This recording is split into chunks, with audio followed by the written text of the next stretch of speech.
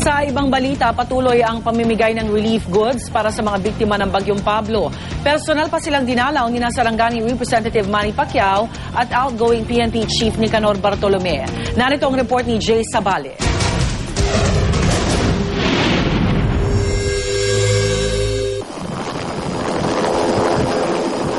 Sakay ng kanyang private helicopter si Sarangani Representative Manny Pacquiao.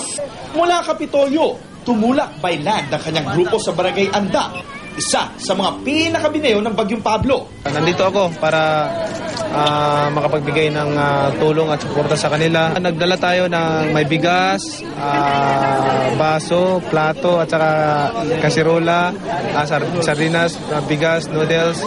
Mainit ang pagsalubong kay Pacman.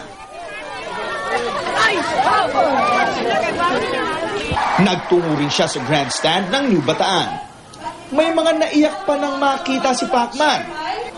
Sa kanyang talumpati sa Bisaya, pinaalalahanan niya ang mga binagyo na dapat tuloy lang sa pagbangon. Magdasalan tayo sa Panginoon dahil siya lang ang tanging nakakalam sa ating bukas. At siya lang makapag-restore ng lahat. Bago kay Pacman, namagay rin ng relief goods sa New Bataan ang PNP sa pangunguna ni outgoing PNP Chief Nicanor Bartolome. Ang perang ipinambili, naliko mula sa donasyon ng mga pulis. Nag-ikot din siya kasama ang PNP Regional Directors para alamin ang lawak ng pinsala ng bagyo.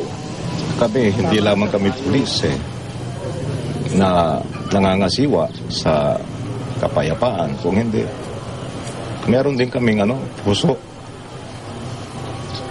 at damdamin. Kaya kami ay nagpunta rito para tumulong talaga hanggang sa makakaya.